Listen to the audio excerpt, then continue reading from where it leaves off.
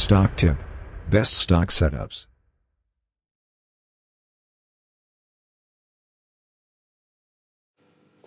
Hello my friends, and welcome back to a new episode of Stock Tip Daily Update with me, Marcel Tolia.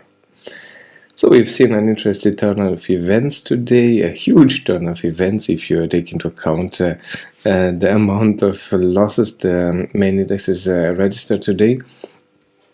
We can start with the S&P 500. So the S&P 500 opened with a gap down today, bringing me into a knockout position, where I had to decide what I was doing with my options, with my call options.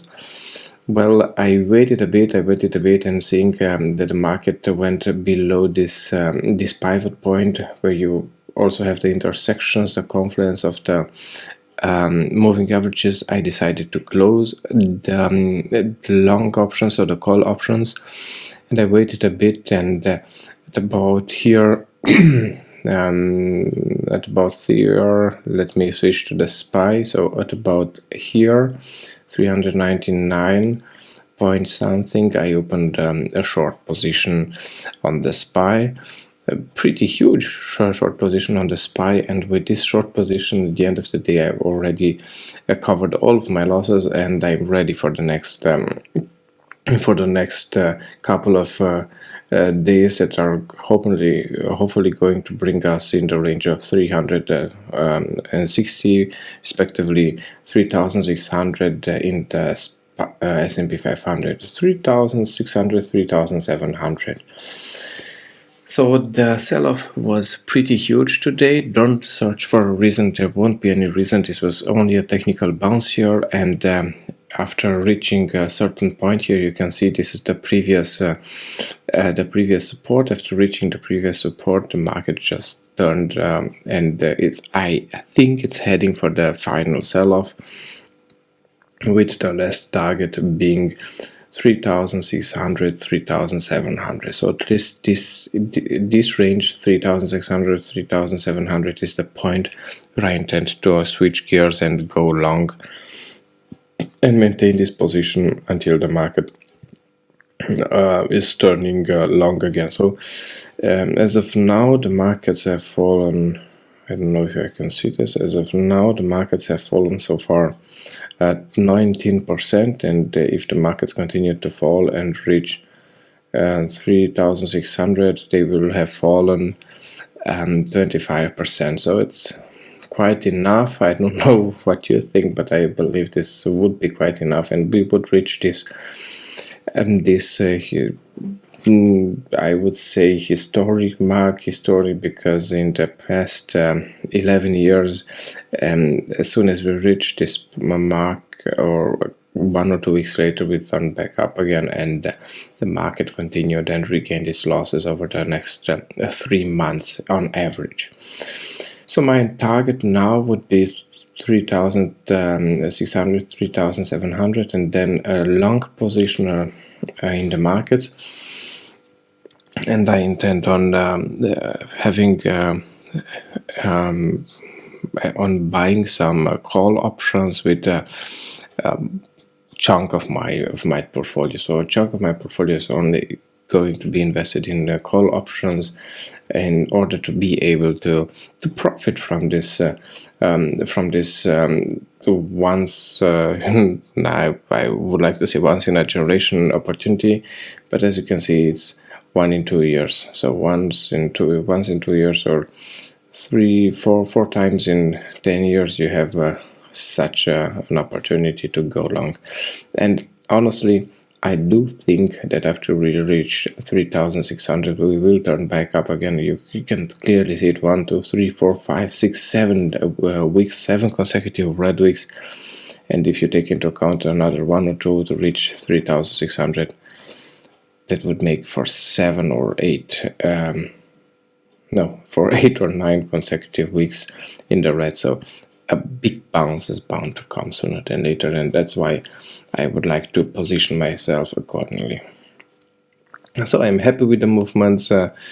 Let's take a look at the Nasdaq. So the Nasdaq was a bit more violent than the S&P 500. The Nasdaq had a loss of 5.5%, and we are getting very close to the 200 weekly average, which in the past also acted as a bounce here. So take a look at this bounce, bounce, bounce, and we are getting, I think here also, so we are getting now very close to the 200 line.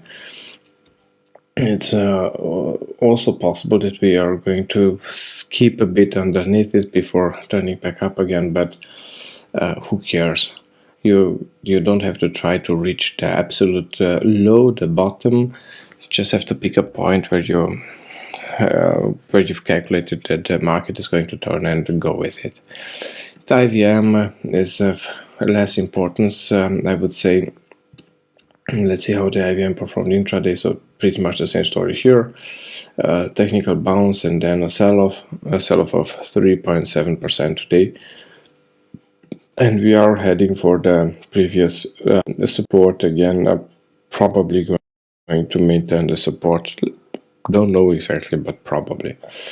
The DAX also contracted today, minus 3%, and a shooting star here, so it doesn't get any bearisher than this, and it's also heading back down again in the direction of our previous support. Euro to US dollar also a loss today, and pretty much negated yesterday's nice green candle. So we've sold 2/3 of the previous candle, and as such the previous candle has been cancelled and we are heading back down again. I am very curious as to where the journey ends here, because this was the all-time low here, 10345, and I'm very curious if this point is going to hold, or if you're simply going to skip a bit beneath it and go up again, like an also reversal in the weekly chart. I'm curious, but only time will tell. Oil again minus 4% today, and in spite of the markets, all of this, in spite of the general markets falling, one would expect that oil and gold would be rising, but no, oil doesn't intend to do that, and you can clearly see the oil sector is taking a hit, but it's still above its floating line here. So this would be its floating line, its support line here, and it's really looking just good the way it is. So this would be the support line, so it's still looking very good, and in the weekly chart also not that damage. This one I can delete for the time being. So in the weekly chart also no damage to the trend is still intact. Are we going to go beneath it? That's a whole nother story. Then that the rally in oil might come to an end if we go beneath this line. Gold still weak, still extremely weak, but this is the weekly one. So in the daily one, still weak, above this support line, but very weakly, so very weak. This is the weekly chart, still very weak, a fall of 10%, almost 10%, and the week doesn't seem to have that much strength. It's pretty weak with some pretty nasty volume here. And silver, what can I say about silver? So silver is the worst of them all. Okay, this is all for the main indexes. Now my portfolio also taken a slight hit. You may recall I had some long positions here, and one of them was AMCR. So I am proud to say I managed to profit in 50% of these positions. So 50% is very good, considering most investors have I don't know, 20 or 25%. So I've hit it in 50%, and in the remaining 25% of them I didn't register any loss here in Nvidia, so just a minor one. AMCR, I've sold it with a nice win, so this is where I opened the position, probably here somewhere I opened the position, and I've closed it with a bit of a strength. After this test here, it started going up again, but the general markets were so weak and so beaten that I used this position, this small strength in this stock to liquidate my position and to take my profit. So I closed it with some nice profits, and I think this is where I've closed it. So 13 point something. I was a bit hit by the gap, but overall I was still in the money, and it looked very well. Another position I closed because of liquidity shortage, not because of anything else, but because of liquidity shortage, was CC. So CC had a very nice run here. I bought it here. It had a nice run. It actually managed 8.6%, and I've sold it. Let me get to the right time frame. So where is today? Today's here. So I've sold it, I think, at 42.5. So this is where I've sold it here. This is where I sold it. I've seen it go beneath the moving averages here in the 15-minute chart, and I decided to close this position, knowing that it will fall some more during the rest of the trading hours. And I was right. It closed with minus 4.6%. So I cashed in on some pretty nice winnings here. So I think I've made 2.5 times my risk, my initial risk, and it's one of the best trades I've made in a while now. And with this, I'm in plus.